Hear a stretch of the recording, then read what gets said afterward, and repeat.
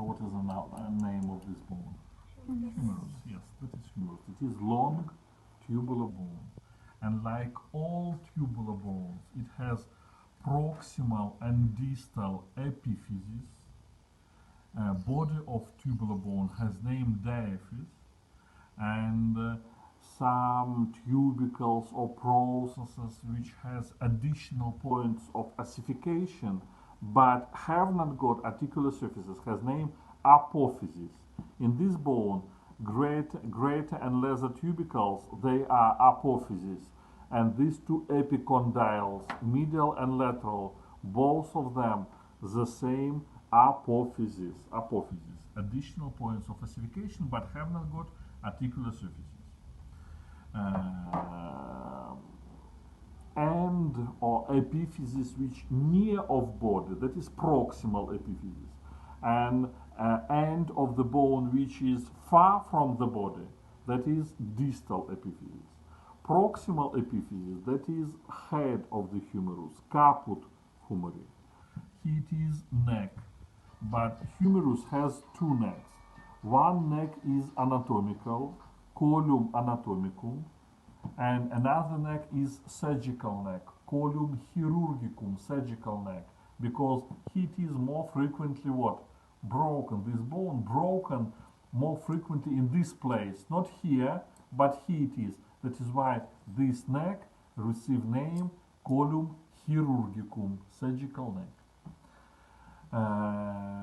Greater and lesser tubercles are near of proximal epiphysis.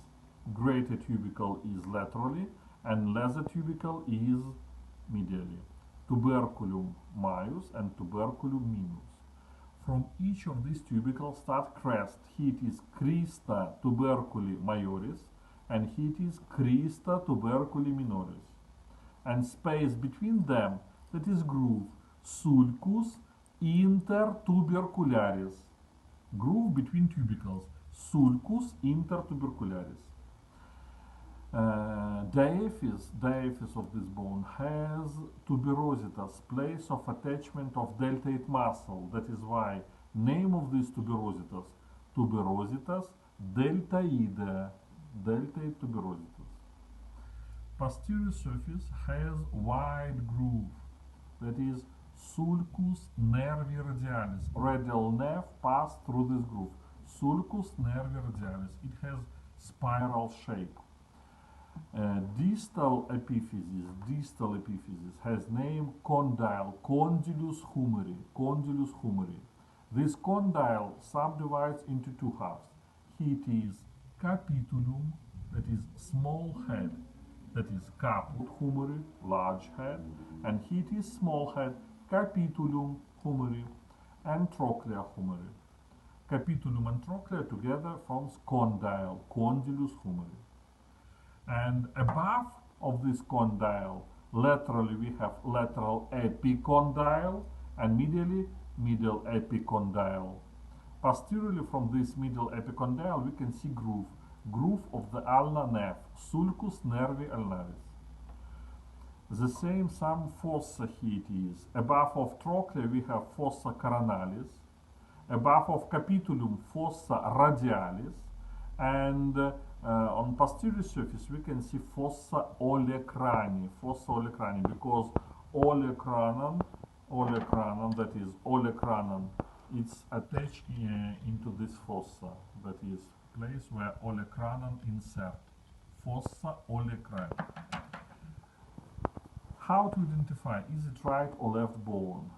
Fossa olecrani should look backward, posteriorly, and head of the humerus looks medially. That is right bone. It is left bone. Head looks medially and fossa olecrani posteriorly. This one is right and it is left. Clear? Try to identify, is it right or left? And use the same. Try to answer, is it right or left bone? It is left because fossa olecrani is posteriorly and head looks medially. If you take in your right hand, what happened? Then the head is looks laterally. It is missed. If you change this way, Phospholican looks forward. That is mistake, please. It is right, boy. Good.